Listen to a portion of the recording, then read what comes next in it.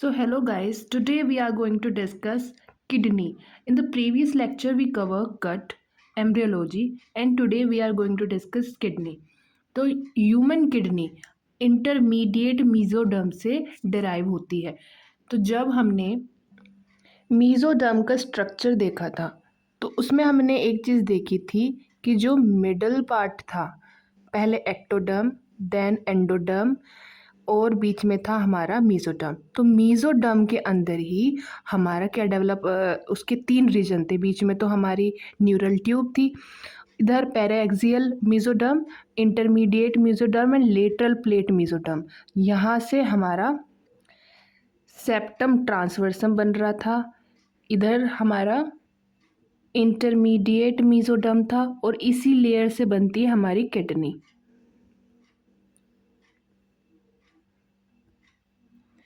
और इस फंक्शन को करने के लिए 3 ऑर्गन लगते हैं। ठीक है, स्टार्टिंग में इन एम्ब्रियोलॉजी 3 ऑर्गन किडनी का फंक्शन परफॉर्म करते हैं। तो हम वो एक एक करके देखेंगे। सबसे पहले ये डायग्राम है जिसमें हमारा गट है। तो गट हमने पिछली वीडियो में कवर करा है। ठीक है, इसके पीछे की साइड प्रेजेंट होता है मीजोनेफ्रोज, जिसका काम होता है किडनी का फंक्शन परफॉर्म करना। तो होता क्या है, स्टार्टिंग में अर्ली 4 वीक तक प्रोनेफ्रोज एक्टिवेट रहता है और ये किडनी की तरह फंक्शन करता है। इसके बाद इसका रिग्रेशन हो जाता है, फिर मीजोनेफ्रोज काम करना स्टार्ट करता है। इसके अंदर मीजोनेफ्रिक डक्ट होती है। तो ये जो है वो मीजोनेफ्रिक डक्ट है एंड इसमें होती हैं कुछ ट्यूब्यूल्स। तो ये मीजोनेफ्रिक डक्ट एंड ट्यूब्यूल से मिलकर बना होता है।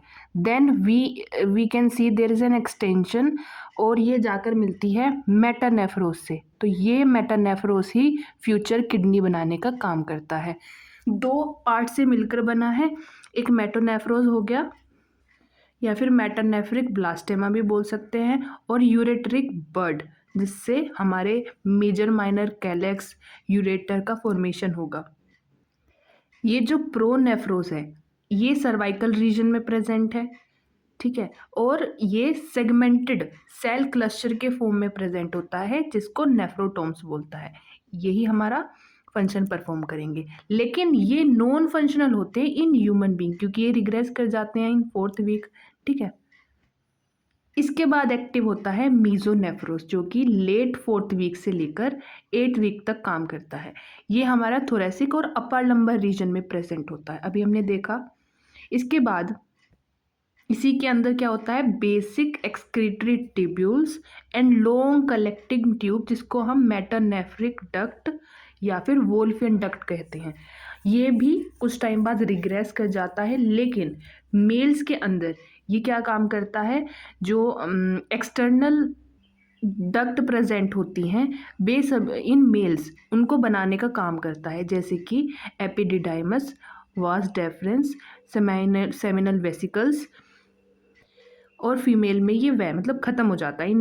In female there is no use of these metanephric ducts.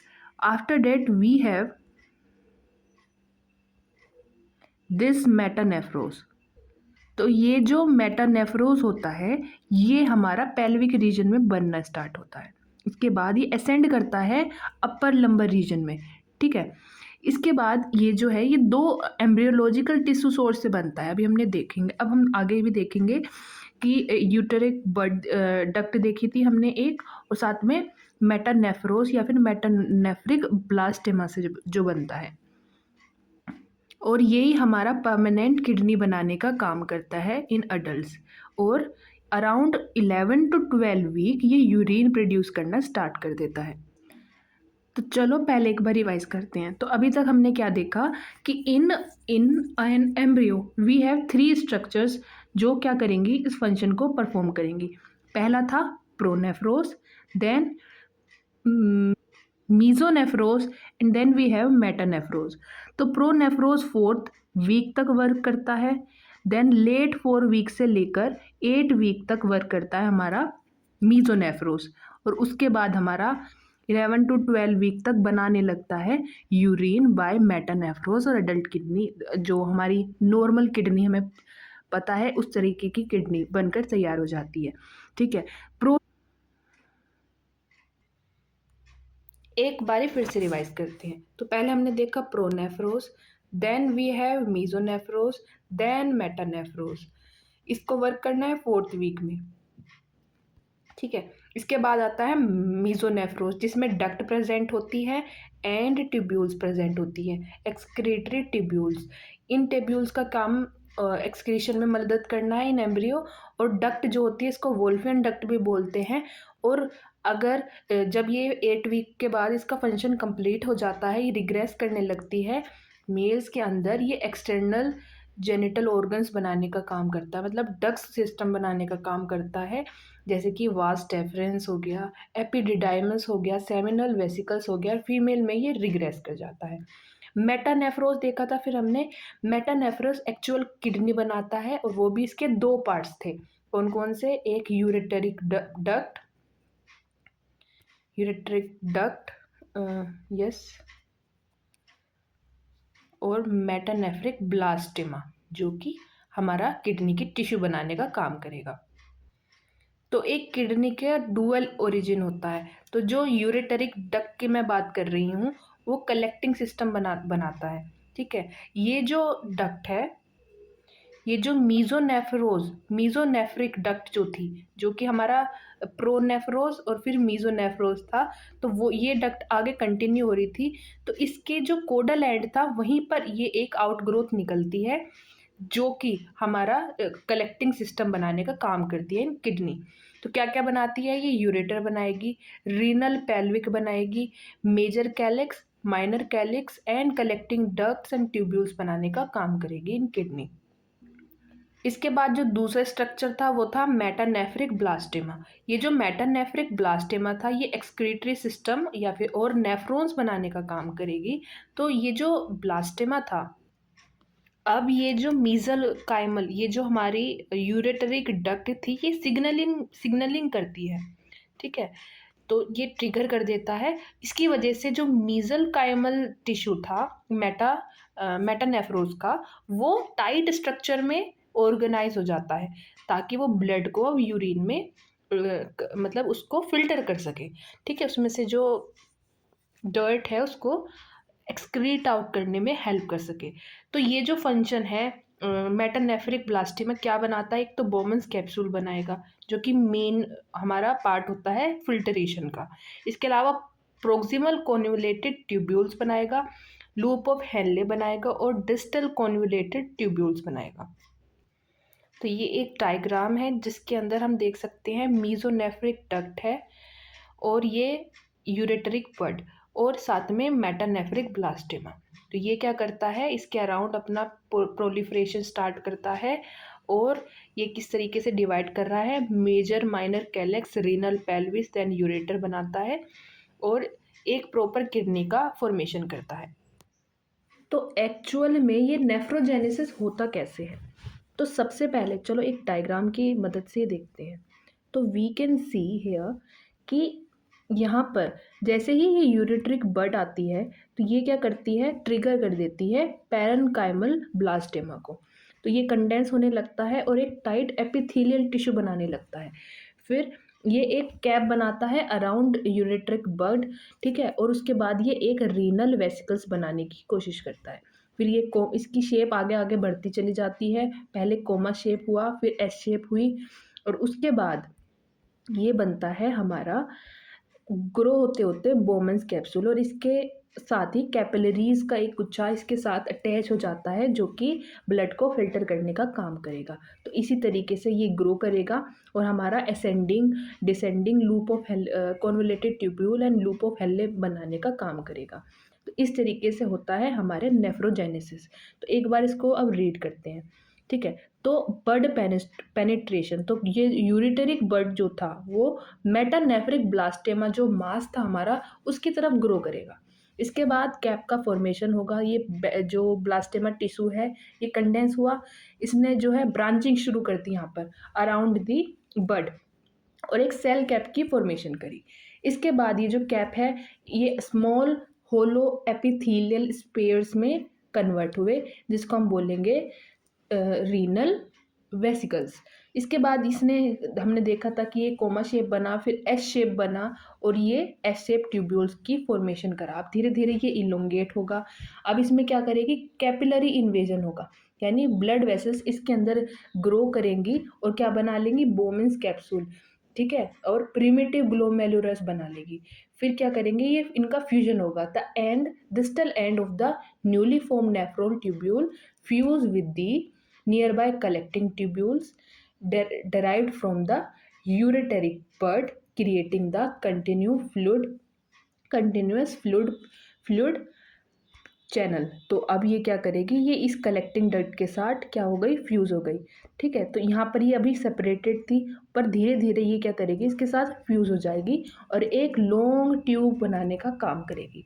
ठीक है, तो इस तरीके से हमारे नेफ्रॉन का जेनेसिस होता है, यानी नेफ्रॉन का formation.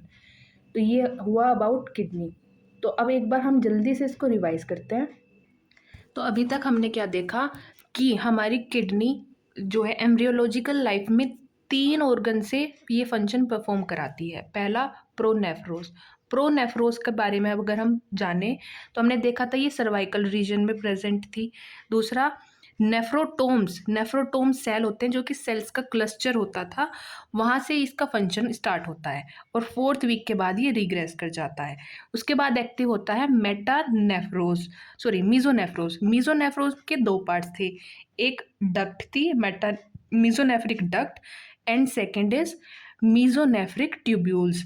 Mesonephric tubule excretory duct होती थी। ठीक है, उसके बाद ये जो डक्ट है आगे की तरफ कंटिन्यू कर रही थी और क्या बना रही थी, मेटानेफ्रोज। तो ये इसका फंक्शन कब तक होता है, लास्ट 4th वीक से लेकर 8th वीक तक ये अपना फंक्शन करती है। इसके जस्ट बाद मेटानेफ्रोज आ जाता है। मेटानेफ्रोज हमारा 11 to 12 वीक के अंदर एक फुल्ली फंक्शनल किडनी बना देता है जो कि यूरिन एक्सक्रीट करने का काम करता है। इस मेटानेफ्रोज का 2 फंक्शन होते हैं। हमने देखा था कि 2 एम्ब्रियोलॉजिकल टिश्यू से ये मिलकर बना है, एक यूरेटरिक बड और दूसरा था मेटानेफ्रिक ब्लास्टेमा। तो मेटानेफ्रिक ब्लास्टेमा 2 चीज़ों से ये मिलकर बना था। अब ये जो मेटानेफ्रिक ब्लास्टेमा है ये क्या क्या बना रहा था, रीनल पेल्विस था, ठीक है, माइनर एंड मेजर कैलिक्स था, यूरेटर था, कलेक्टिंग डक्ट एंड ट्यूब्यूल्स जो थी, ठीक है, कलेक्टिंग डक्ट जो थी वो इससे बन रहा था। इसके अलावा जो मेटानेफ्रिक ब्लास्टेमा था उससे क्या बन रहा था, बोमेंस कैप्सूल। इसके अलावा it made distal convoluted tubule, proximal convoluted tubule and साथ में लूप ऑफ हेनले। तो ये सब चीज़ें बन रही थी हमारी मेटानेफ्रिक ब्लास्टेमा से। ठीक है, तो इसके बाद so this is about the kidney. साथ में हमने नेफ्रोजेनेसिस भी देखा था। ठीक है, नेफ्रोजेनेसिस में क्या देखा था, एक बार स्टेप याद करने की कोशिश करेंगे कि जो यूरेट्रिक बड थी वो इन्वेड करती थी, ठीक है, मेसेनकाइमल ब्लास्टेमा में, मेसेनकाइमल ब्लास्टेमा जो था मेटानेफ्रोज का।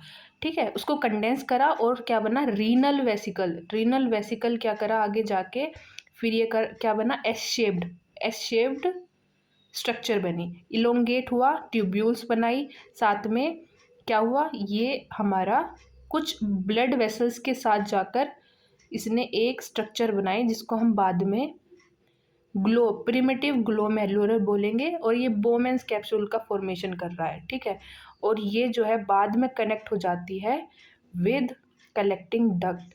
तो ये कलेक्टिंग डक्ट से क्या हो जाएगी, यानी जो यूरेटिक बड का जो पार्ट था उससे जाके कनेक्ट हो जाएगी। तो ये वाला जो पार्ट है, सपोज ये वाला जो पार्ट है वो हमारा ओरिजिनेट कर रहा था मेटानेफ्रिक ब्लास्टेमा से, और ये हमारा पार्ट बन रहा है यूरेटरिक बड से। Let me make this diagram, I think you may clear, you may understood what I want to say. कोई नहीं, फिर भी एक बार फिर देख लेते हैं नेफ्रोजेनेसिस। तो हमने देखा यूरेट्रिक बड है, सपोज ये यूरेट्रिक बड है, ये क्या करेगी, ये इन्वेड करेगी इस मेसेनकाइमल टिश्यू में। ठीक है, इन्वेड करा, इसको कंडेंस करा, कंडेंस करने के बाद इसने क्या करा, कुछ शेप बना ली अपनी रीनल वेसिकल्स की। इसके बाद ये एस शेप बनी, ठीक है। एस शेप बनने के बाद ये इलोंगेट होनी स्टार्ट हुई और इसने क्या बनाया, इसमें जो ब्लड वेसल्स थी वे इन्वेड करी, ठीक है। ये ब्लड वेसल्स इसमें इन्वेड कर रही हैं और ग्लो प्रिमिटिव ग्लो मैरुलस बना लिया। साथ में अब क्या होगा, यहाँ पर ये हमारी यूरेट्रिक पड है, ठीक है। यानी ये वो वाला पार्ट है जो कि कलेक्टिंग डक्ट बनाएगा आगे जाके। तो अब क्या करेंगी, ये आपस में कम्युनिकेट करना स्टार्ट करेंगी और एक फुल्ली फंक्शनल पैसेज बना लेगी। तो ये एक्टिवली फंक्शन करेगी। तो यूरिन एक्सक्रीशन का जो नेफ्रोन पार्ट है किडनी का, फंक्शनल यूनिट है, तो उसका फॉर्मेशन हमने एम्ब्रियोलॉजिकल टिश्यू से देख लिया, ठीक है।